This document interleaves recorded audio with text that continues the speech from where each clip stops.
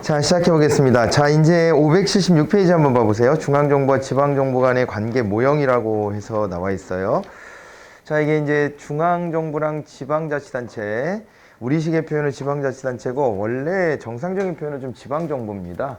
그러니까 우리나라가 이제 이 지방자치단체라고 이름을 쓰는 것은 좀 권위적인 표현이라고 보시면 돼요, 사실은.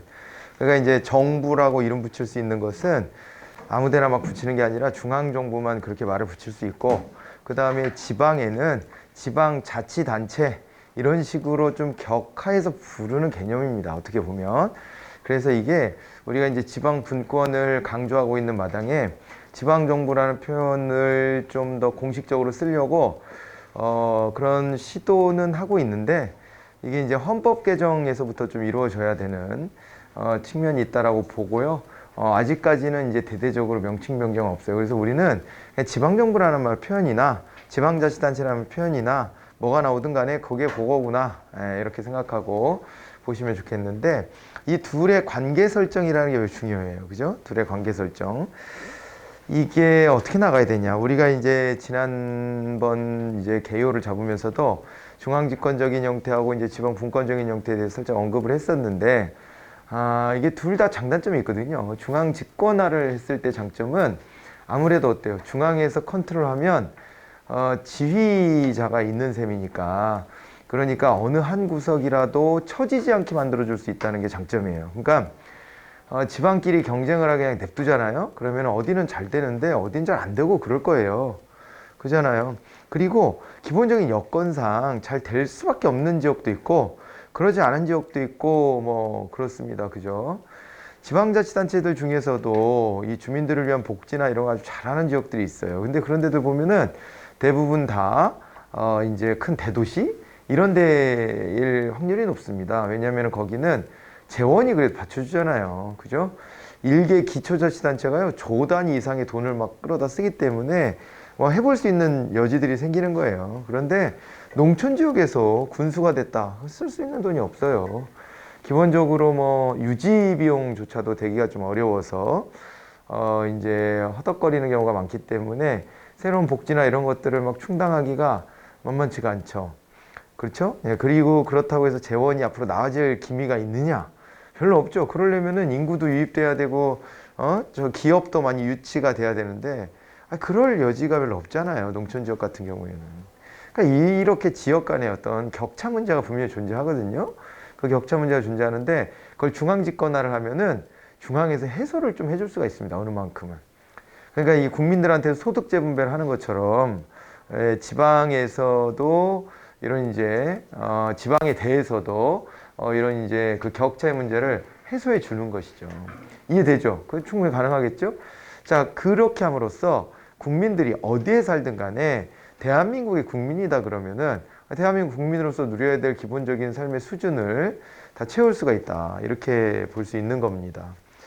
맞죠? 예, 그런 것도 있고, 그 다음에 전국적 통일성이 좀 필요한 부분들도 많이 있어요. 중앙집권화를 하게 되면 그거를 이루는데, 우리 단위의 통일 같은 거, 그죠? 단위, 도량형, 이런 거 있잖아요. 이런 거 통일되는 것이 왜 중요하죠? 이게 통일이 안 돼 있으면, 앞서서 공부했던 개념으로 보자면, 거래 비용이 무지막지하게 올라가게 돼요. 그잖아요. 다 단위가 다르다고 한다면. 그래서 이런 걸 통일하는 거. 그 다음에 뭐 또 이런 것도 있을 수 있겠죠. 또 어떤 일체감 같은 거 형성하는 거에 있어서도 중앙집권화가 도움이 되는 측면도 엄연히 존재한다. 이렇게 볼 수가 있고, 규모의 경제. 이 덩어리가 커져야 경제적으로는 더 능률성을 가져올 수 있거든요. 그런 여러 가지 장점들이 있어요. 그렇지만 중앙집권을 하게 되면 그 지역 사회가 갖고 있는 어떤 특성이나 특수성 같은 것들 반영을 못 합니다. 그 지역 주민들이 뭘 원하는지 중앙에선 파악하기 어려워서 천편일률적인 행정을 하게 될 가능성이 매우 높죠. 그죠?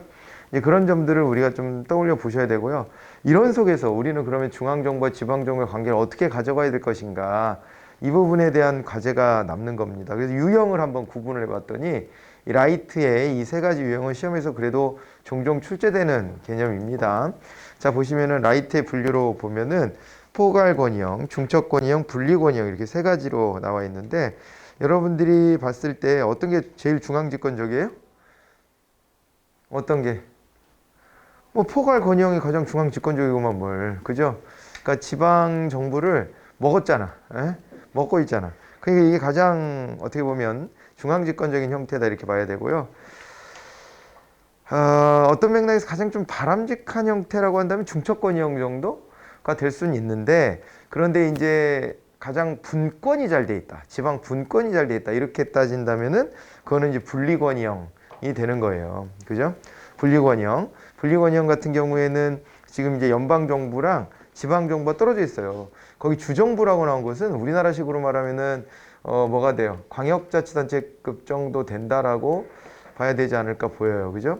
얘네는 미국은 연방제를 하기 때문에 주가 하나의 국가처럼 여겨지고, 그 다음에 그 국가들이 50개가 모여갖고 미국이라고 하는 하나의 거대한 집단을 형성했다, 이런 식의 인식이 있어요. 걔네는 우리랑 좀 인식이 다르긴 한데, 이 분석도 이제 그런 걸 감안해서 보긴 해야 되는데, 여튼 간에 연방정부랑 주정부가 떨어져 있다는 점, 이런 점들에 좀 우리가 주목을 해볼 필요가 있겠다. 이 세 가지 유형이 있는데, 그 중에서 중첩건의형이 제일 바람직할 수는 있는데, 분리건의형이 가장 분권적 측면에서 가장 우수하다. 뭐 이런 거 정도 생각해 놓으시면 되겠어요. 그림 보니까는 뭐 딱 답이 나오죠, 그죠? 중첩건의형 같은 경우에는 거기 보시면은 이제 서로의 어떤 그 연계성이 나름 유지되면서도 독자적 영역은 또 독자적 영역대로 따로 또 존재하는 특성을 가지고 있습니다, 그죠? 예, 그런 점에서 유념해서 보시면 되겠습니다. 자, 그 다음에 엘코크는 이에 비해서 이제 잘 안 나와요. 예, 잘 안 나오는 개념인데, 여기서 뭐 지배인 모형이라고 하는 게 또 좀 중간적인 모형으로 나와 있다, 이렇게 봐두시면 됩니다. 대리인 모형은 지방을요, 예속하겠다는 것이고, 동반자면은 지방을 존중하겠다는 거예요, 중앙 입장에서. 그런데 이제 지배인 모형이다 그랬을 때는, 이제 나름의 자율권을 지방이 갖도록 허용해 준다, 이런 정도 수준이에요. 그러니까 이제 대리인까지는 아니지만 지배인 정도까지는 인정을 해주겠다, 뭐 이렇게 하는 거여서 중앙집권적인 모습이 여전히 좀 있는 것이죠. 이것은 그렇게 받으시고요. 로즈의 모형도 자주 나오진 않는데 나온 적이 있어가지고 또 유념을 해봐야 되는 게 좀 있습니다. 여기는 권력의존 모형이라고 이름이 되어 있잖아요. 그래서 이제 중앙정부와 지방정부가 의존적 관계가 될 수밖에 없다, 이런 걸 강조한 겁니다. 왜 그러냐면은 중앙정부가 잘하는 거랑 지방정부가 잘하는 게 다르대요. 특화되어 있는 게 다르다 이거예요. 재원의 마련은 어느 정부가 하는 게 좀 더 유리해요. 어디가 돈을 끌어당기기가 쉬워요? 중앙정부입니다. 심지어 중앙정부는 발권 기능을 가지고 있잖아요. 그래요, 안 그래요? 발권 기능을 가지고 있어요. 그래가지고 필요하면 돈을 막 찍어낼 수도 있습니다. 한국은행한테 빌려오는 형식을 취하긴 하지만 채권을 발행해가지고 한국은행이 사도록 하는 거예요. 중앙정부가 경우에 따라서는 채권을 발행하고 한국은행한테 사게끔 의무를 부여할 수 있습니다. 그래가지고 그 돈을 갖다 막 풀기도 하고 그러잖아요. 중앙정부는 재정을 끌어오는데 아주 탁월하죠. 지방정부는 독자적인 발권 기능이 있어요, 없어요? 없죠. 기껏해야 뭐 이제 그 지역화폐 이런 걸 하는 것인데, 우리나라 지역화폐는 어때요? 한때 또 경기도하고 그 다음에 조세연구원인가요? 어디가 이제 한판 크게 붙었죠. 지역화폐가 효과 있냐 없냐, 이거 한판 크게 붙었어요. 크게 붙었는데 그거는 기준을 어떻게 잡느냐에 따라 다르게 나올 수 있는 겁니다. 그러니까 사실은 지역화폐를 발행할 때 특혜를 줘요. 지역화폐를 발행할 때, 지역화폐를 구매할 때는 그가 이제 그 뭐라 그럴까, 뭐 예를 들어 10%를 더 쓸 수 있게 가산해 준다든가 뭐 이런 식의 조치를 취해 주거든요. 대신에 그거를 그 자기네 동네에서만 쓰게 하는 거예요. 그것도 본사가 저기 어디 서울에 있는 대기업 이런 데 말고 지역의 뭐 시장이나 상점 같은 데 쓸 수 있게 해주는 거라, 지역의 상권을 일으켜 세우려고 이거는 사실은 정책적으로 돈을 좀 쓰고 있는 개념이에요. 맞죠? 네, 그런 개념이어서, 그래서 이게 파생적인 효과까지 다 염두한다면은 지역화폐가 충분한 의미가 있는 거지만, 그러지만은 사실 그 자체로만 놓고 보면 오히려 정책적으로 돈을 더 들여서 이거는 이제 소상공인이나 지역의 자영업자를 도와주는 개념인 거거든요. 그런 성격을 가지고 있는 거여 가지고요. 그래가지고 이게 논쟁이 생긴 겁니다. 이제 그 파생적 효과를 넣어줄 거냐 말 거냐. 지역 경제 파생 효과가 분명히 있을 거잖아요. 이게 활성화가 되면. 그래서 이제 그런 부분들 감안할 거냐 말 거냐에 논쟁 정도였다라고 보시면 될 거고요. 그런 차원에서 이것은 통상적인 화폐하고는 거리가 멀다. 뭐 이런 얘기를 하려고 그런 겁니다. 통상적인 화폐, 그냥 우리가 쓰고 있는 화폐하고는 거리가 좀 멀다. 예. 이렇게 좀 봐야 되고, 그런 차원에서 본다면은 지방정부는 발권 기능이 없어요. 그러니까 재정 마련은 중앙정부구나. 그리고요, 자, 중앙에서 만드는 법은 뭐가 있었죠? 기억하세요? 우리가 이제 법 체계를 보면 위에서부터 헌법, 법률, 명령, 조례, 규칙, 요 순서 알고 있죠? 헌법, 법률, 명령, 조례, 규칙. 근데 이게 레벨입니다. 항상요, 상위법 우선의 원칙. 그래가지고 이게 어떻게 되냐면은, 자, 이거 한번 정리해 드릴까? 앞에서 공부했었던 행정통제 있죠? 거기서도 좀 연관성이 있으니까 한번 복습 한번 해보고 갑시다. 우리가 이제 우리의 이제 법 체계를 보면 법을 뭐 여러 가지 기준으로 나눠볼 수 있지만은 상위법과 하위법의 관계로 나눠본다면은 상위법과 하위법의 관계로 나눠놓고 본다 그러면은 여기에 이제 뭐가 있냐면 헌법, 그 다음에 법률, 그 다음에 명령, 그 다음에 조례, 그 다음에 규칙 이렇게 있는 거예요. 헌법, 법률, 명령, 조례, 규칙이라고 하는 체계를 갖고 있는데 여기서 대원칙은 상위법 우선의 원칙이 있어요. 상위법 우선의 원칙이 적용이 되는데, 그런데 헌법은 이제 어떻게 제정을 하냐? 이거는 이제 국회 의결이 기본이 돼야 되고요. 국회 의결 후에 이거는 이제 국민 투표까지 하게끔 되어 있습니다. 의무적으로. 그렇게 해서 이제 개정을 할 수가 있는 것이니까 최종적으로는 이건 누가 이거를 결정해야 되냐? 국민이 결정한다 이렇게 봐야 돼요. 최상위법은. 근데 법률은요, 국회에서 결정하잖아요. 그리고 이제 명령 같은 경우에는 행정부에서 관장을 합니다. 그런데 요거 이제 행정부에서도 이게 대통령령이 있거든요. 대통령령이 있는데 대통령령은 대통령 레벨에서 정한다 이런 얘기 아니에요. 그런데 대통령 레벨에 정할 때 보통 보면요, 이 법률에 따른 집행을 위한 시행령이라고 보통 얘기를 해요. 시행령을 정하고요. 대통령이 관장하는 수준까지는 안 되지만은 그래도 좀 이제 전반적으로 좀 이제 상위층에서 좀 이걸 관장해야 되겠다 할 때 국무총리령이 있을 수 있어요. 일부 보완적인 개념입니다. 여기 이제 국무총리 수준에서 이제 명령을 정할 수 있는 권한을 주고 있고요. 그 다음에 또 하나는 이제 부령인데 각 부에서 집행을 담당하는 부에서 내리는 명령이에요. 그래서 이거는 시행규칙이라고 통상 얘기를 하죠. 시행규칙 이렇게 얘기를 합니다. 이렇게 되고, 그 다음에 조례다 그랬을 때는 요거는 뭐예요? 조례다 그랬을 때는 지방의회가 제정하고, 규칙은 요거는 이제 지방자치단체의 장이에요. 지자체 장이 정하게 돼 있어서 여기 위에 요 세 가지는 어떻게 돼요?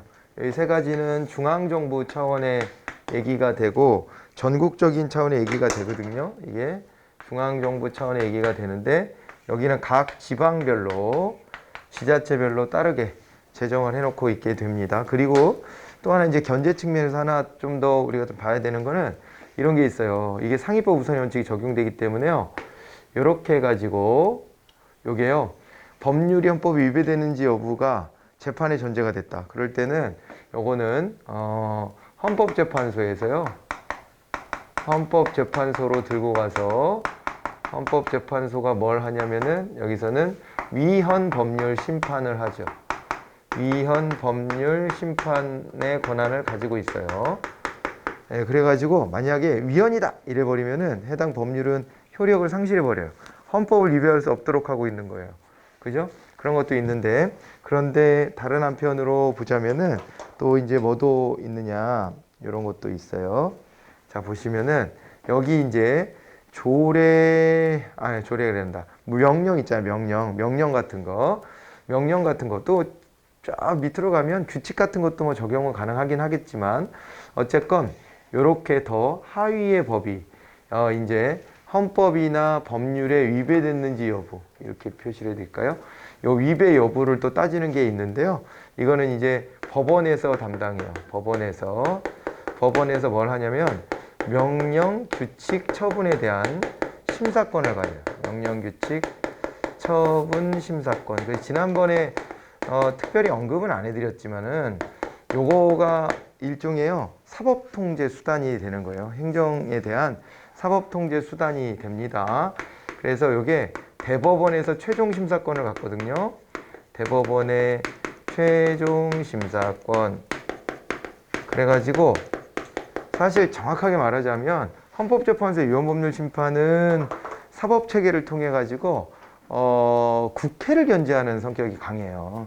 왜냐면 법률 자체 국회가 만드니까 그잖아요. 그렇지만은 얘 있죠, 얘 특히 얘는 행정부가 직접 제정하는 것들 혹은 행정부가 내린 처분 이런 것들이 상위법 위배가 됐냐 안 됐냐 따지는 것이기 때문에 얘 자체는 행정통제의 수단으로 직접적으로 볼 수가 있는 것이에요. 얘를 행정통제라고 본다면 좀 약간 좀 간접적입니다. 3쿠션 먹고 들어오는 건데 얘는 다이렉트예요. 정담화로 그냥 이것은 행정부를 견제하기 위한 수단이 된다. 이렇게 봐두시면 되겠습니다. 됐죠? 이렇게 해가지고 이것도 한번 다 정리해 보는데 이 얘기를 해드린 이유가 또 왜 그러냐면 자 이렇게 놓고 보니까 다시요. 중앙정부는 지방정부보다 더 상위의 법을 만들 수 있죠. 그런 면에서 법률적인 힘도 중앙정부보다 강하다. 다시 로즈 얘기로 돌아와 봅니다. 로즈는 좀 익숙한 인물이에요. 앞에서도 우리가 여러 차례 로즈에 대한 얘기들은 좀 튀어나왔었는데 굿거버넌스에서부터 출발해서 그죠? 그랬었던 인물인데 아무튼 로즈가 이렇게 봤을 때에는 어떠냐면은 이게 있잖아요. 로즈가 봤을 때는 여기 아무래도 중앙정부는 이 법률이나 재원을 마련하는 데 우위를 점하고 있고 그 다음에 지방은 그런 거에서 좀 밀리지만은 근데 지방에서는 조직화가 잘 돼 있단 말이에요. 조직화가 잘 돼 있고 그 다음에 또 정보가 많이 흘러다닌단 말이에요. 그죠? 실제 거기서 생활하고 있는 사람들이 뭘 필요로 하는지 이런 것들에 대한 정보가 더 우수하기 때문에 상호 의존하는 것이 맞지 않냐 이렇게 본다는 거예요. 그래가지고 거기 보시면은 이제 중앙정부는 법적 자원과 재정적 자원에서 우위를 점하고 지방정부는 정보 자원과 조직 자원의 측면에서 우위를 보인다 이렇게 돼 있죠. 그래서 권력적으로 상호 의존적 관계가 돼야 된다. 이런 얘기를 하는 거고요. 시험에서 실제로 이게 이제 나왔을 때는 반대로 기술돼 있었어요. 반대로 기술돼 서로 우위를 점하는 것을 거꾸로 이렇게 제시를 해준 바가 있으니까 유념해서 봐주시기 바랍니다. 자, 그 정도 할까요? 요거는 네, 뭐 간단한 이론이고요. 그리고 이제 광역행정으로 한번 넘어가 보도록 하겠습니다. 광역행정은요, 우리가 앞서 얘기했던 중앙집권이냐 지방분권이냐 했을 때 조금은 중앙집권적인 성격이 조금은 더 입혀지는 것이긴 한데 그렇다고 중앙집권이라고 말하기는 좀 애매한 이런 정도? 그러니까 이게 뭐냐면 광역행정은요, 너무 또 지방분권 한다고 해가지고 너무 또 이제 이거를 짧게 쪼개 놓으면은 행정을 짧게 쪼개 놓으면 그러면은 디테일은 살아 숨쉴 수 있겠지만 또 지역의 어떤 특성을 반영한다는 차원에서는 유리한 면이 분명히 있을 수 있겠지만은 그러지만은 이제 문제점도 분명히 존재합니다. 그죠? 문제점도 존재하는데 그게 뭐냐면은 이게 지역사회 간에 갈등 같은 게 벌어질 수 있고요. 그 다음에 아까 말했다시피 뭐 이제 규모의 경제 같은 걸 구현을 못 하거나 아니면 정체성, 소속감 같은 것들이 좀 약화되는 그러니까 자기는 지역 중심으로만 모여있는 형태가 될 수도 있고 단점들이 좀 존재합니다. 그래서 이런 것들을 좀 방지하고자 광역행정에 대한 개념이 좀 튀어나와요. 그리고 필요성이 또 생긴 게 옛날에 농경사회 때는 내가 태어나서 죽을 때까지 한 하늘만 보고 살다 죽는 경우가 많지. 그러니까 생활을 한 지역에서 그냥 쭉 하잖아요. 거기를 떠날 수도 없게 이렇게 되어 있는 경우가 많잖아요. 그죠? 예, 그런데 지금은 어때요? 지금은요, 이동성이 굉장히 좋다. 저만 하더라도 요일별로, 있는 데가 달라요. 있는 데가. 그래서 일하는 지역, 내가 가서, 활동하는 지역이 요일마다 다를 정도예요. 그럼 저는 좀 특이한 케이스일 수 있지만, 직장 생활하는 사람도 마찬가지로 내가 사는 지역과 직장이 위치하고 있는 지역이 분리되어 있을 가능성이 많아요. 학교를 가더라도 분리되어 있는 경우들, 특히 뭐 대학교 같은 데는 뭐 좀 그죠? 네, 우리 동네에 있는 대학을 꼭 가는 건 아니니까 그런 것들을 생각해 볼 수도 있고 그런데 이게 뭐 되게 불편한가 생각해 보면요, 별로 꼭 그렇지도 않아요, 사실은. 별로 그렇지도 않아요. 제가 지방에도 강의를 나가본 적이 있는데 조금만 서두르면 지방에도 금방 갑니다. 예전에 대전에 내려갔었을 때, 근데 그것도 피곤해서 좀 안 하려고 하긴 하는데 어쨌거나 대전에 좀 갈 일이 있었을 때 그때 잠깐 깜빡 졸았다가 못 내려가지고 KTX 못 내려가지고 대구까지 간 적이 있어요. 대구에서 유턴해서 온 적이 있는데 이제 그 정도로요. 이거를 기차를 타고 서울에서 저 KTX 타면 대전까지는 1시간 안짝이에요. 1시간 안짝이가 물론 역에서 역까지만 얘기하는 것이긴 하지만 1시간 안짝에 들어가거든요. 그러니까 뭐 이렇게 한 200km 이상 떨어져 있는 것도 이렇게 우리의 생활권으로 불가능하진 않다. 실제로 세종에다가 정부청에서 만들어 놨더니 아침에 출퇴근하는 사람들이 있는 거예요, 서울에서. 응? 그 버스도 운행하고 막 저 뭐야 KTX도 그 오송역까지 가서 거기서 다시 이제 버스를 타야 되는데 그 뭐라 그러더라? 뭐 있어. 그 저기 뭐라고 하더라? 아무튼 있어요. 그 약간 버스인데 저 전철, 지하철 같은 개념처럼 예, 몇 정거장 안 쓰고 쭉 이제 그 전용 노선으로 저기 전용 도로로 쭉 달리게 하는 거 있어. 세종에서는 그게 지하철 역할을 대체하고 있거든요. 아무튼 이제 그걸 오송역까지 이렇게 연결해 가지고 이용을 해요. 좀 있으면 철도도 뚫는다고 하니까, 그죠? 철도 넣는다고 하니까, 그럼 뭐 그런 식으로 하면은 상당히 괜찮아지겠지 이제. 어쨌건 그런 걸 이용해서 몸이 피곤할 텐데 출퇴근하는 사람도 있더라는 거예요. 그러니까 그런 정도로 요즘에는요, 교통과 통신이 발달하고 이러면서 생활 권역이 굉장히 확장됐다. 옛날하고는 비교할 수 없을 만큼. 그러니까 이게 지역 중심으로 행정을 펼친다? 요게 다 모든 걸 커버해 주지를 못해. 그러잖아요? 아니, 가령 국회의원을 뽑더라도 우리가 지역구 중심으로 뽑잖아요. 그런데 나는 집에 가서 잠만 자는데? 근데 우리 지역이 좋아지는 것도 물론 필요하지만은 우리 지역만 좋아진다고 끝은 아니에요. 예를 들면 우리 지역에서 서울로 나가는 교통편을 좀 개선해 주는 게 더 필요할 것 같아. 뭐 이렇게 하면은 그러면 내가 뽑아놓은 국회의원 혼자서 해결할 수 있는 문제가 아니에요. 내가 뽑아준 시장 혼자서 해결할 수 있는 문제가 아닙니다. 예를 들어서 경기도에서는요, 서울로 진입하는 버스를 많이 신설하고 싶어 해요. 자기네 지역 주민들이 너무 힘들어하니까. 예? 그리고 서서 가지 않게 좌석에 앉아갖고 가는 버스들 있잖아요. M버스 이런 거. 그런 것들은 아침에요, 종점이 아닌 한은 그 몇 대씩 막 그냥 지나보내야 되고 막 이런 경우도 많아요. 얼마나 불편합니까, 아침부터. 진 다 빼고. 그래서 버스를 더 신설하고 싶은데 자기 마음대로 안 돼. 왜 그런 줄 알아요? 서울시가 안 받아줘. 서울시가. 왜냐하면 서울시 입장에서 보면은 이게요, 너무 많은 버스가 한꺼번에 몰려드는 거잖아요. 교통내 장난 아닌 거예요. 그러니까 경기도 외곽, 뭐 인천 이런 데에서 버스가요, 어떻게 해요? 아침마다 다 몰려드는 거잖아요. 그 감당을 못 합니다. 그래가지고 무조건 받아줄 수가 없어요, 서울시 입장은 또. 그러면 우리가 이 문제 어떻게 해결해야 돼요?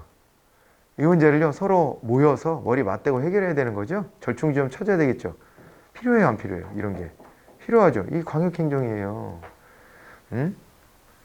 고양시에요. 저기 고양시, 파주시 그 인접 지역에 그 지역에 서울시의 화장장이 있고, 서울시 화장장 승하원인가 뭐 해서 있어요. 그리고 그 뒤로 가면요, 뭐 용미 파주 쪽하고 걸쳐 있는데 용미리 뭐 이런 데 있잖아요. 그런데 그 저기 뭐야, 이 공동묘지 있죠? 그거 다 서울 거예요. 그런데 이거를 서울의 소유인데 외곽에다가 이거 설치해 놓고 있는 거예요. 이런 거 다. 그래서 재미난 장면이 있었어요. 지난번에 서울시장 보궐선거 있었잖아요. 보궐선거를 하는데 뜬금포로 고양시장이 갑자기 등장을 해요. 고양시장이 등장하면서 서울시장 후보자는 그 여러 가지 혐오시설이나 이런 것들에 대해 가지고 이걸 고양시하고의 관계 어떻게 풀어낼지, 앞으로 어떻게 조치를 취할 것인지를 공약으로 내걸어야 한다. 이런 거를 막 이제 주장하고 나서 가지고 뜬금포로 갑자기 고양시장이 등장한 적이 있어요. 근데 고양시만의 문제가 아니라 서울 외곽에는 그런 경우들이 많이 있겠죠. 그런데 그렇다고 온 동네방네가 여백이 없이 다 개발되어 있는 서울에다가 그런 혐오시설을 다시 옮겨가라. 현실적으로 가능해요, 불가능해요? 불가능하잖아요. 그러니 광역행정으로 이 문제 풀어야 되는 거 아닙니까? 어? 더 심각한 데는 인천이지, 인천. 인천에 그 공항 가는 길가 있잖아요. 거기 길가 옆쪽에 보면 거기에 쓰레기 매립장이 있잖아요. 쓰레기 매립장. 그 쓰레기 매립장이 있는데 그 쓰레기는 수도권 쓰레기 다 갖다 묻는 거예요, 거기다가. 간척 사업 해가면서 거기다 다 묻는 거거든요. 이게 묻고 있는데 이 인천에서는 이게 좋겠어? 그 옆에다가요, 청라 신도시도 만들어 놨어. 그래가지고 인근이야, 인근. 바로 옆에 붙어 있는 건 아니지만은. 그리고 저쪽으로는 또 거기가 뭐야? 어디야? 뭐 아무튼 신도시가 거기에 주변을 둘러싸고 있어요. 왜냐면 인천도 점점 팽창할 거 아니에요. 그러니까 이러다 보니까는요, 이 문제가 이제 어떻게 돼요? 이 문제가 인천에서는 이제 더 이상 못 받겠다.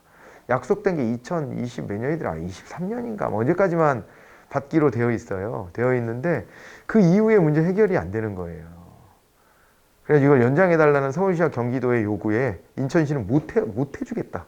이런 식으로 맞서 그러거든요. 이런 문제 어떻게 해결해야 되냐. 어? 쓰레기를요, 조금만 안 걷어가도 얼마나 난리 나는 줄 알아요? 한 20년 전 얘기긴 한데, 되게 오래전 얘기긴 한데, 군포시에요. 쓰레기 소각장 있죠. 쓰레기 소각장을 짓는 안이 있었는데, 군포의 그 신도시 주민들이 엄청 반대를 한 거예요. 이걸 보고 누가 화가 났냐면 인천 주민들이 화가 난 거예요. 인천 주민들이. 지네 쓰레기 남의 동네에 갖다 묻기는 하면서, 그러면서 지네 동네 쓰레기 소각장도 못 만들겠다고 하냐. 해가지고요, 주민들이 막 그 앞에 서가지고 매립지 앞에서 그 군포에서 오는 쓰레기차를 막는 거예요. 그런 적이 있었거든요. 근데 그때가 좀 여름 무렵이었어요. 그래가지고 그때 제가 그 인접 지역이에요. 제가 살던 데 안양에서 주로 어릴 때부터 살아가지고 인접 지역이거든요. 그래서 지나가면은 동네 냄새가 장난도 아니야. 쓰레기 수거를 안 하면요, 그 쓰레기 썩는 냄새, 도시가요 진동을 합니다. 그래가지고 그 다음에는 아마 그 소각장을 짓는 걸로 해서 결론이 났을 텐데, 근데 그게 한 20일 가까이 그런 사태 벌어졌었거든요. 난리도 아니에요. 그래서 인천이 만약에 쓰레기를 안 받아주잖아요? 그러면은 수도권은요, 쓰레기 아주 그냥 터가 되겠지, 이거 해결 안 하면 안 돼요. 이 광역행정이 필요한 이유가 이런 데 있습니다. 이해가 돼요? 그래서 그런 거를 좀 떠올려 보시면서 따라오시면 되는데, 우리가 지금 나눠놓은 지방자치보다는 조금 더 넓은 개념으로 가는 거예요. 자, 그러면은요, 우리 이 얘기도 한번 하고 갑시다. 이제 광역행정 얘기가 나오니까, 우리의 이제 지방자치는 어떤 레벨에서 지금 이루어지고 있느냐, 이 부분을 함께 좀 보도록 해볼까요? 여러분 있잖아요. 우리나라의 이제 지방자치인데, 우리나라의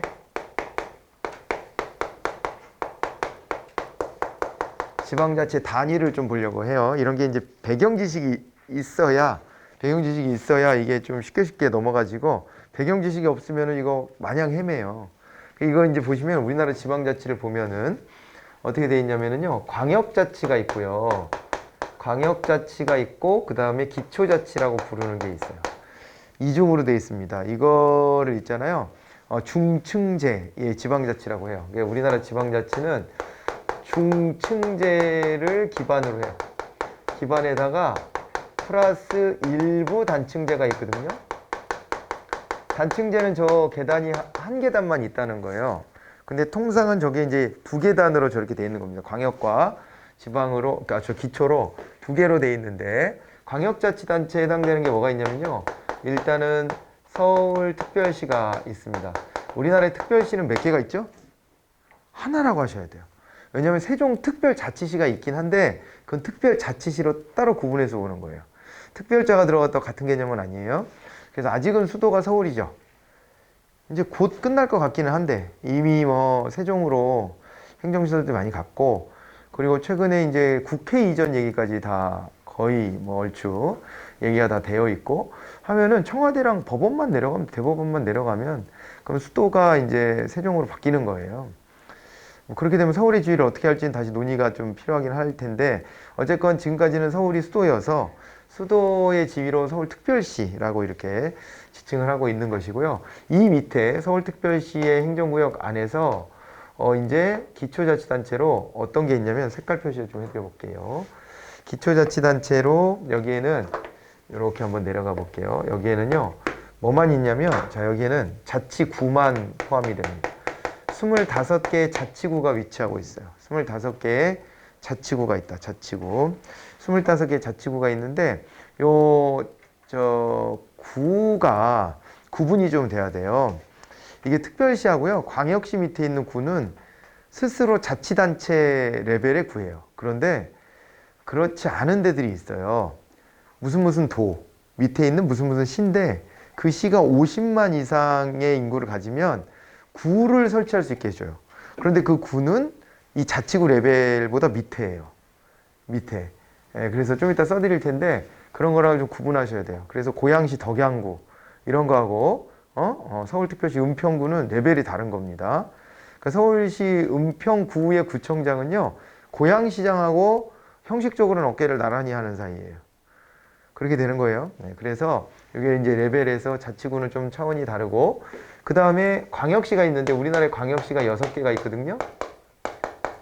6개 광역시가 있는데 그 광역시 밑에는 기본적으로 이렇게 이제 자치구가 설치가 돼요. 여기도 자치구가 설치가 되는데 여기 저 광역시 밑에는요, 군이 설치가 되는 경우가 있어요.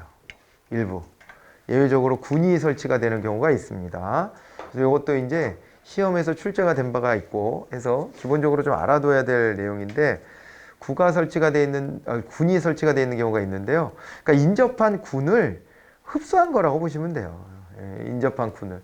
그러니까 군이면 농촌 지역이잖아요. 농촌 지역인데 이 생활권이 광역시권으로 좀 묶이는 데들이 있습니다. 예를 들면은 경기도 옹진군이라고 있었거든요. 옹진군은요, 원래는 황해도예요. 황해도에 가면 옹진군이 있어요. 그런데 북한 쪽이잖아요. 근데 거기 황해도에 있는 옹진군의 이름을 똑같이 쓰는 것이긴 한데요. 이게 뭐냐면 백령도에서부터 해가지고요, 서해에 있는 섬들이 있죠. 주요 섬들. 주요 섬들을 쭉 묶어서 이 남쪽의 영토로 돼 있는데, 요 지역 섬들만 묶어져 있는 군이에요. 그래서 경기도 옹진군이라고 있었는데, 근데 여기에 사는 주민들은요, 무트로 나오려면 어디로 오겠어요? 배를 타고 인천항으로 옵니다. 그러니까 위치상으로는 이게 쭉 경기도 일대 그 서해 바다 쪽에 조금 흐트러져 있단 말이에요. 그렇게 돼 있지만은 생활권으로만 놓고 보면 인천권이라고 봐야 되는 거 아니냐. 이렇게 해가지고요, 인천광역시 소속으로 바뀌었어요. 인천광역시 옹진군 이렇게 돼 있습니다.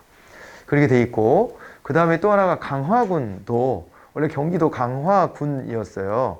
그런데 이것을 인천광역시 강화군으로 바꿨는데, 그거는 저는 개인적으로 큰 납득은 안 돼요.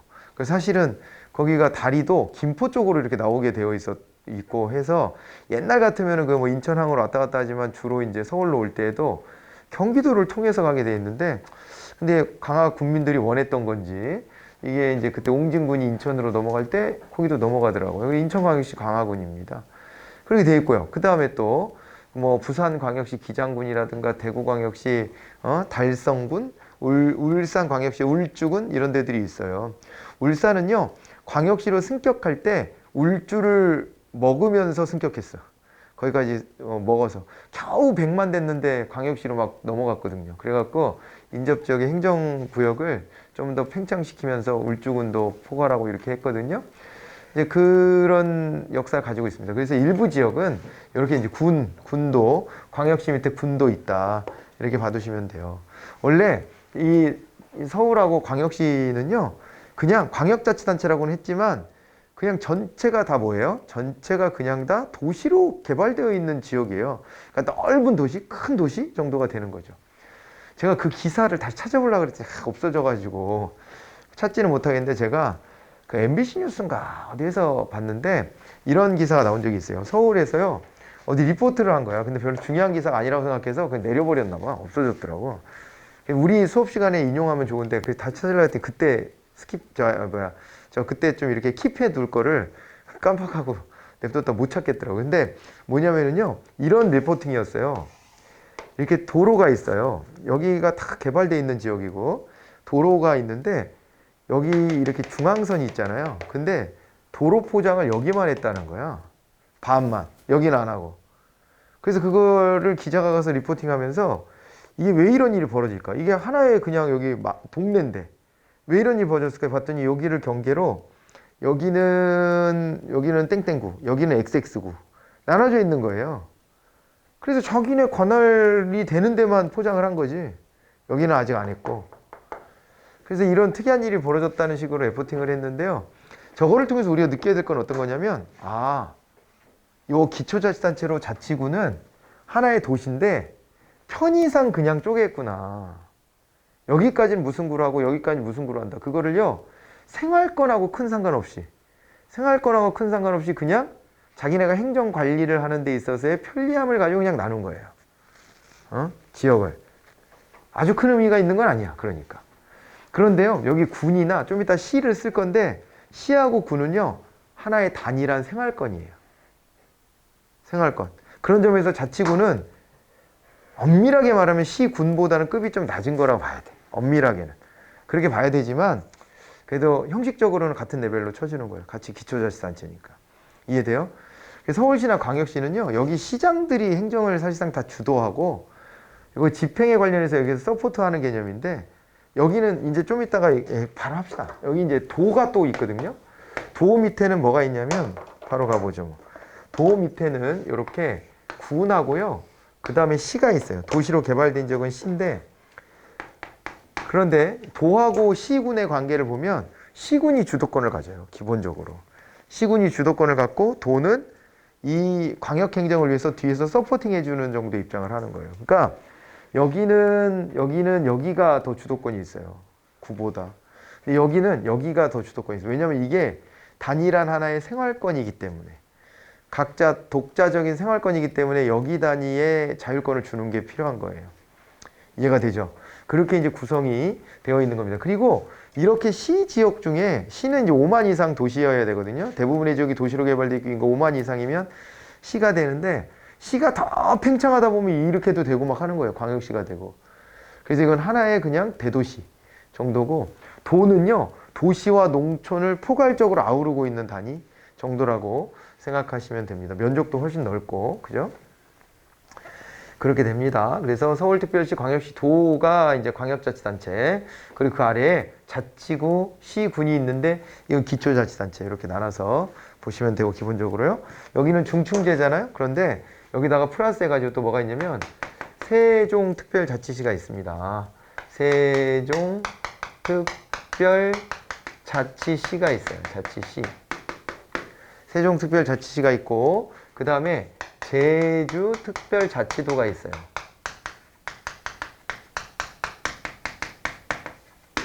세종특별자치시와 제주특별자치도는요. 이거는요. 단층제예요. 단층제. 여기 단층제라고 얘기한 건요. 여기하고 여기예요. 여기는요. 광역자치만 합니다. 기초자치단체가 없어요. 그래서 이게 법을 잘 읽어보면요. 지방자치법이 여기는 이제 모법인데 지방자치법에서 보면은 특별자치시에는 자치구나 군을 설치할 수 있다 이렇게 되어 있습니다. 그러니까 광역시처럼 취급해 주는 거예요. 특별자치시를. 그래서 얘처럼 자치구나 군을 둘 수 있다라고 지방자치법에 나와요. 그러나 세종시 특별법이 있거든요. 그 특별법에서는요. 세종특별자치시에는 자치구나 군을 둘 수 없다. 이렇게 또 명시해놔요. 둘이 내용이 충돌되죠. 우리나라의 특별자치시는 사실 세종밖에 없는데 특별자치시 밑에 자치구나 군을 둘 수 있다고 해놓고서는 세종을 딱 붙여서 세종시 특별법으로 가보면 거기에서는 또 두지 말라고 해놨단 말이에요. 그렇게 법이 충돌될 때는요. 특별법 우선의 원칙이 또 적용돼요. 그래갖고 세종에 대한 내용을 구체적으로 정해놓은 법이 더 우선적으로 적용됩니다. 그래서 이거는 어떻게 우리가 이해를 해야 되냐면 원래 언젠가는 특별자치시 밑에 자치구나 군을 둬야 되는데 세종시는 아직은 그런 식으로 중충제로 해서 기초자치단체를 설치할 급이 안 돼. 이제 세종시 인구가 좀 많이 늘었을 텐데 그래봐야 한 50만쯤 될 것 같은데 예전에 갔을 때 한 40만? 몇 년 전에 40만쯤 된다 그랬었으니까 인구가 아무리 빨리 늘었어도 한 50만 정도나 됐을까? 뭐 그 언저리일 것 같거든요.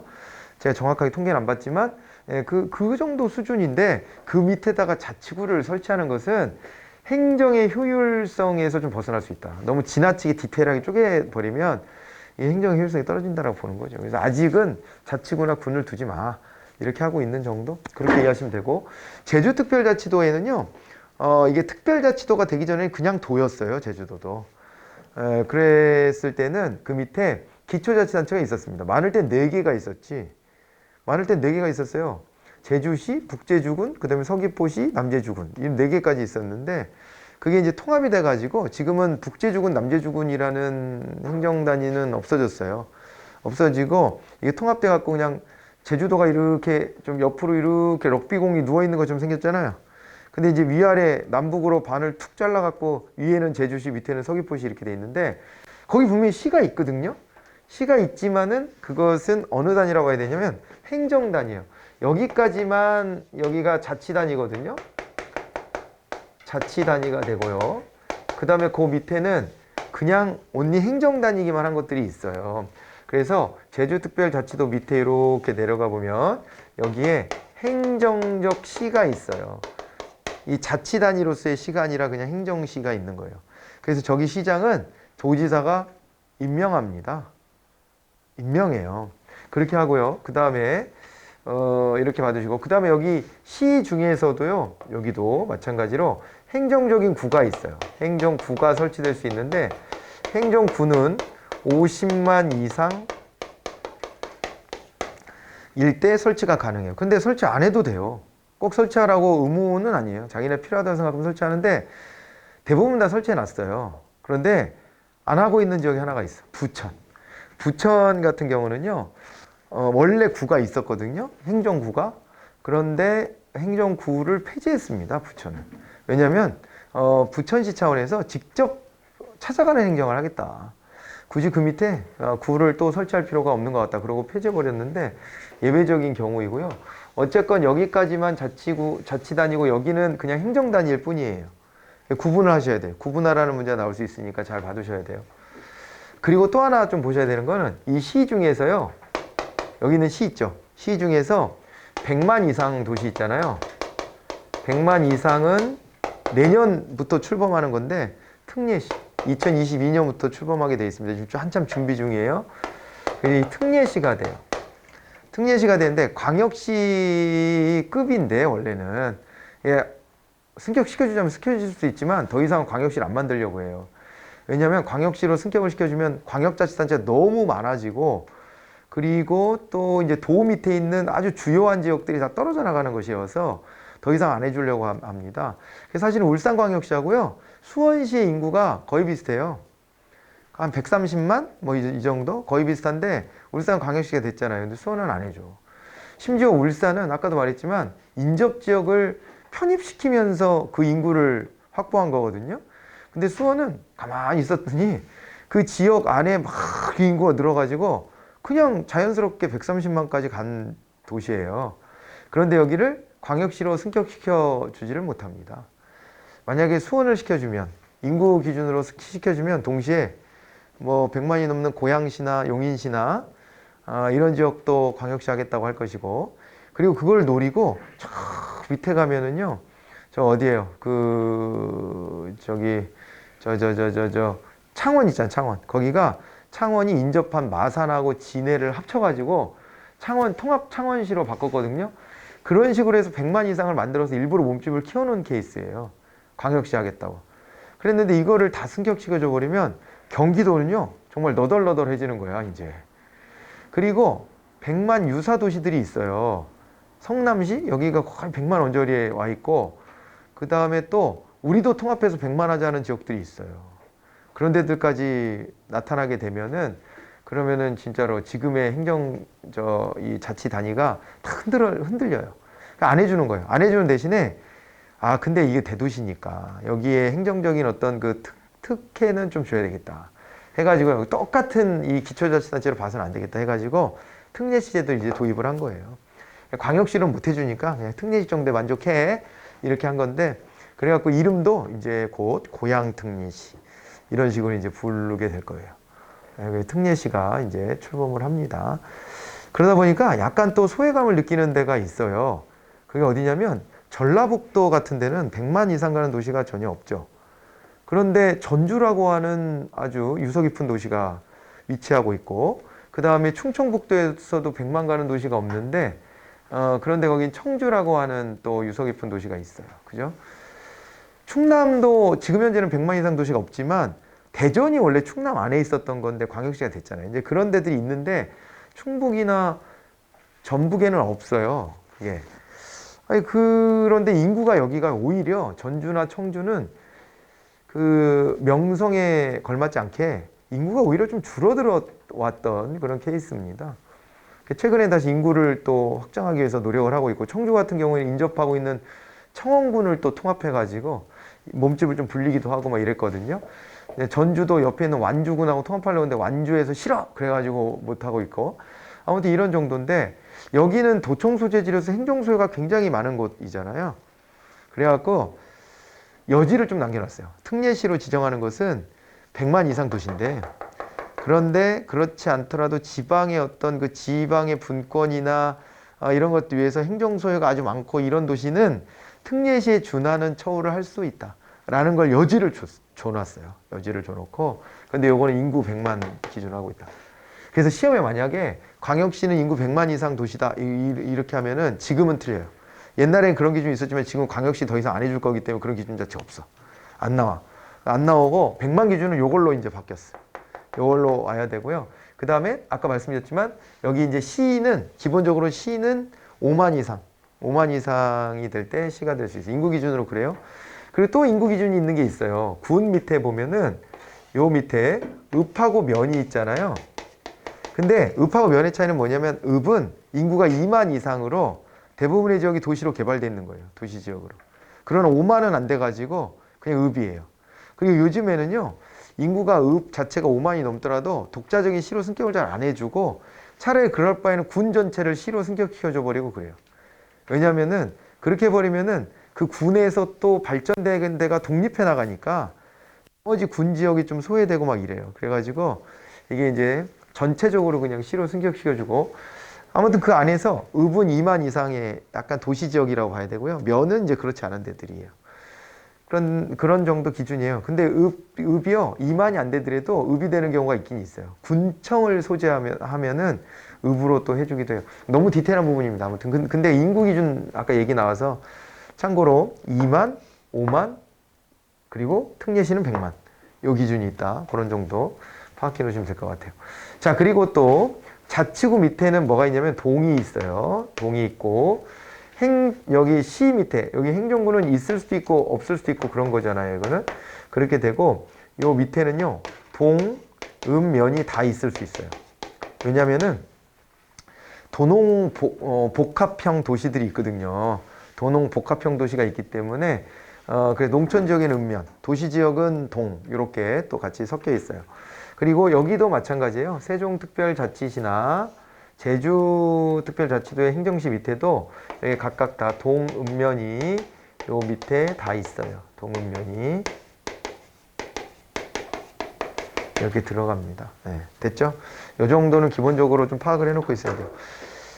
세종시는요, 원래 옛날의 지역으로 보면은 그게 공주시 일부분하고요, 그 다음에 충청남도 연기군이라고 있었어요. 연기군하고 합친 거예요. 연기군하고 공주시 일부 이렇게 해서 합쳐서 세종시로 이렇게 이제 만들어 놓은 케이스입니다.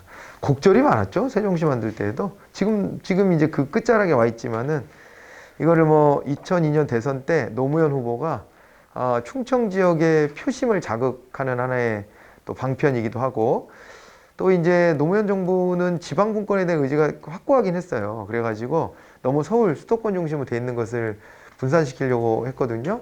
심지어 수도권에는요, 신규 공장 증설도 안 해줬어요. 공장 증설도 안 해줘가지고 싸우는 적도 있고 막 그랬었습니다. 그러니까 하이닉스 반도체가 이천에 있거든요. 이천에 하이닉스 반도체 증설하겠다고 하는데도 안 돼, 수도권이라서 뭐 그랬었어요. 그래서 그럼 수도권에도 안 해주면은 우리는 증설 안 하겠다 막 이렇게 버티기도 하고 막 그랬었거든요. 왜냐하면 인력 구할 때 젊은이들이 수도권에 있으려고 그렇게 또 젊은 때는 더 특히 또 좀 그래요. 또 그렇잖아요. 젊을 때야. 그래도 뭔가 새로운 뭐가 막 이렇게 꿈틀거리는 데 있고 싶지 혼자 이렇게 동떨어져 있고 싶어 하진 않으니까.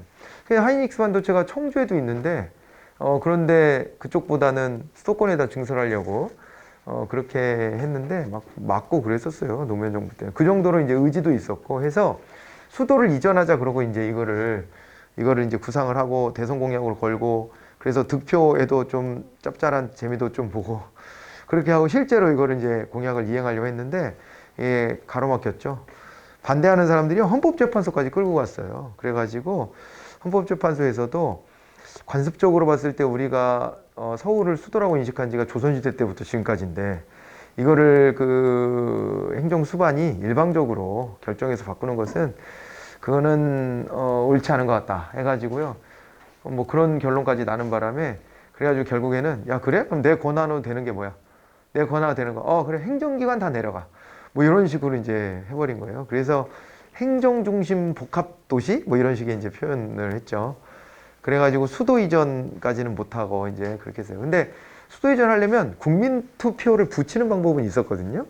그래서 국민의 의견을 확인하면 되잖아요. 그런데 그건 도박이었어요. 거의 반반이었거든요. 왜냐하면 수도권 지역에 있는 사람들은 수도 이전하는 걸 별로 좋아하지 않더라고요. 그러니까 그것이 일종의 자기네 기득권이에요. 그러니까 전 그걸 보면서 그때 뭘 느꼈냐면 이 김부식이구나 이게 이런 생각을. 에? 그러니까 서경 천도하자고 했을 때 그럴 때 개경파가 죽기 살기를 막지 않습니까 이것을? 그잖아요. 이게 기득권인 거예요. 예전보다야 좀 약화됐을지 몰라도 여전하구나. 그러니까 이게 서울이 기득권인 것은 경제와 교육 같은 거에서 기득권이 있어요. 그래서 땅값, 집값도 서울 중심으로 해서 올라가고 나머지 지역이 추종하잖아요. 이해돼요? 그 기득권이 분명히 있는 거예요. 그래서 그거를 이렇게 확인시켜 주는구나. 아무튼 그래서 국민투표까지는 도박이어서 안 하고 행정기관들만 내려가게끔 이렇게 했던 케이스고 지방분권을 위해 가지고 그때요 지역마다 또 지방의 그 신도시를 만들어가 혁신도시라 그래서 그걸 만들고 공기업 같은 데 있잖아요. 공공기관 이런 데들 다 내려보냈어요. 그래가지고 공공기관에 들어가거나 국가직 공무원이 되는 것을 청년들이 좋아하긴 하는데 그러나 애석하게 생각하는 거는 이거 지방에 가서 근무를 해야 되나 이런 부분에 대해서는 애석하게 생각하는데 뭐 어쩔 수 없이 정부 기관부터 옮김으로써 여기 지방의 인구 분산 이런 것들을 좀 꾀하고 있는 상황이다. 이렇게 보시면 되는데 대신에 내려간 지역들이 다 신도시급으로 개발돼 가지고 내려가면 살기 좋아. 살기 좋아요. 신도시급이어서 그 신빙 신도시들이어서 편의시설도 좋고 괜찮습니다. 그 안에 생활하기는 정서적인 것만 극복하면 돼. 내가 왜 지방에 와 있지? 막 이런 정서적인 거 있잖아요. 그것만 극복하면 돼. 어쨌거나 그런 식으로 해서 이제 됐는데 근데 그 다음에 왔었던 이명박 정부 때 이거를 또 백지화하려고 그랬어요. 그러니까 이거를 행정기관만 밑으로 떼어내니까 비효율이 생기는 거예요. 그러니까 나머지 청와대도 서울에 있고 뭐 다 서울에 있는데 그런데 행정기관만 가 있으니까 아직 거기 인프라가 안 돼 있었을 때고 그때는 한참 이제 시작할 때 단계니까 그러다 보니까는 아까도 말씀드렸지만 막 출퇴근하는 사람들도 있고 너무 비효율이야. 회의하려고 서울로 막 올라오고 내려가고 막 이런 짓을 하니까 그래갖고 이거 백지화하자 이명박 정부 때 그랬는데 충청 지역의 또 반발로 그게 정치적으로 해결이 안 됐습니다. 그래가지고 못하고 그래서 이제 급기야는 이제 이 정도 됐으면 나머지 기관이 내려가면 되겠다. 수도 이전하자. 이제 이런 식의 분위기가 조성이 되고 있죠. 아무튼 이제 이런 여담도 해드리면서 이렇게 이제 나눠져 있다는 걸 보시고요. 광역행정과 관련해서 보자면은요, 우리나라의 광역자치단체가요, 기본적으로는 광역행정과 관련이 있는 거예요. 그렇죠? 광역행정과 관련이 있고, 광역자치단체 안에서도 또 광역행정을 또 도모하는 경향도 있고, 뭐 그렇습니다. 그런 것들을 같이 봐두시면 되고요. 그 다음에 이제 그래서 요거 보시면은 성격은 중앙집권과 지방분권의 조화로움이다. 능률성을 조금 더 얹으려고 하는 노력이다. 그런 얘기들이 있습니다. 왜 이게 촉진됐느냐? 아까도 말씀드렸지만 사회 경제 권역이 확대가 됐고 행정 서비스의 평준화 요구도 있어요. 농촌 지역이 너무 소외됩니다. 그래가지고 이 평준화 요구 때문에 조금은 또 광역 단위로 조금 더 확장할 필요가 있겠구나 이렇게 됐고 그리고 그래서 아까 왜 도농 복합도시 같은 것들이 생겼다 그랬잖아요. 근데 그 인접 지역의 농촌 지역과 도시 지역을 합쳐버리는 거예요. 그렇게 하는 것도 일종의 광역 행정이거든요. 예, 그래가지고 이렇게 이제 행정 서비스 평준화 요구에 대한 대응이다 이렇게 봐두실 수가 있습니다. 또 아까 말씀드렸지만 규모의 경제 이런 게 좀 필요하다. 인구 규모가 어느 정도 베이스에 확보가 돼야 그래야지 이거를 뭐 하나 정책을 도입하기도 더 수월해요. 그렇잖아요, 그죠? 아니 그러니까 왜 혼자 사는 사람들이 생활비가 더 들거든요. 알죠? 혼자 사는 생활비가 더 들고 밥 해 먹기 힘들어요. 왜냐면 혼자 밥 해 먹으려고 뭐 양파도 사고 고추도 사고 뭐 마늘도 사고 다 사잖아? 그러면 그게 배보다 배꼽이 더 커. 혼자 생활하는데. 그러니까 그냥 사다 먹는 게 훨씬 싸. 상대적으로 보면. 근데 가족이 여러 명이면요. 당연히 재료 준비해서 집에서 해 먹는 게 더 경제적이죠. 혼자 살면 그런 게 안 되는 거예요. 혼자 살면은 비용이 많이 들어가요. 상대적으로. 그리고 음식 만들어 놨다 다 버리게 되고 이런 것도 많고. 그래요. 이게 규모의 경제랑 관련이 있는 거예요. 근데 집에 뭐 식구 한 4명 이상이다 그러면은요. 해 먹는 게 싸지. 당연히. 입이 여럿이고 좀 큰 양을 하니까. 그죠? 네. 그렇게 됩니다. 그러니까 마트 같은 데를 주로 이용하는 것도